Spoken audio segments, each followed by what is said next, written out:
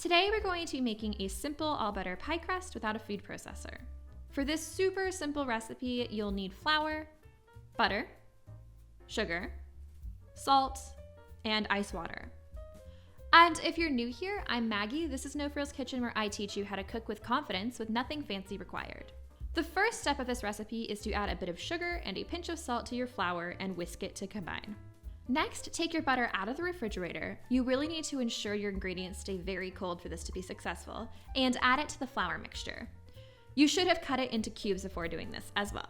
Using the tips of your fingers, toss the butter so that it gets completely coated in flour. It's important that the butter remains coated in flour at all times to ensure that it doesn't leak out when baking. After this, still using your fingertips, begin to smash and break the butter into smaller pieces.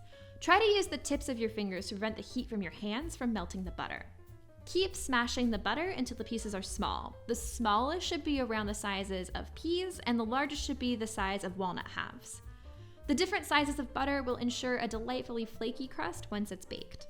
Now, pour a bit of ice-cold water over the flour. Again, using your fingertips, gently incorporate the water into the butter and flour, being careful not to handle the dough too much. The best way to describe how to do this is akin to running your hands through your hair. A tossing motion is ideal to ensure that the butter remains coated in flour the entire time. You want the dough to hold together easily when squeezed, but it will still look pretty dry. If there are some noticeable sandy, shaggy, or very dry spots, add a bit more water until you get to the desired stage. Try not to overmix at this point and stop agitating the dough once the water is incorporated. This will help you ensure that you get a nice, tender crust.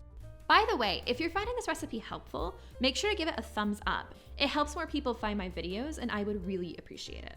Turn the dough out onto a clean work surface and gently pat it into a disc shape. Wrap it tightly in plastic wrap and refrigerate the dough for at least 1 hour. This will allow the flour to hydrate fully. It's a good idea to pat it into a circular shape initially, as it will make it so much easier to roll out once it's time to do so. After the dough has rested for at least an hour, it's time to roll it out. This can seem intimidating, but I promise it's super easy.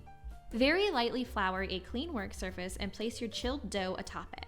Applying even pressure, gently roll out the dough, ensuring that you pick it up and move it around somewhat frequently to ensure that it's not sticking. To see if you've gotten it to the right size, I like to overturn my pie plate to check the width. You want a few centimeters of overhang to work with before you transfer it. To easily transfer your dough to your dish, I like to gently roll it around my rolling pin and then unroll it into the pie plate. When trying to get the dough to line the dish, avoid stretching and pressing it too much. Instead, lift it gently and allow it to relax into the corners of your dish. Now, because we've worked the dough a bit, it's time to pop it back into the fridge for another 15 to 20 minutes. This accomplishes two things. One, it allows the gluten to relax and prevents your crust from shrinking when baked. And two, it allows your crust to chill again, ensuring that you have a nice flaky pastry once you're finished. After the dough has chilled, use some kitchen shears to trim the excess dough from the outside of the dish, leaving a slight bit of overhang. Then, tuck the edges underneath themselves and crimp them. Crimping not only looks really pretty, but it actually helps anchor the crust to the sides of the dish, preventing it from sliding down when baking. You can do a classic crimp like I'm doing here, or you can simply press it down with the tines of a fork. Now, all you need to do is chill your crust in the freezer for at least 30 minutes before baking, or using according to your pie recipe's specifications. If you liked this recipe, make sure to hit the subscribe button so you don't miss my next videos. Enjoy!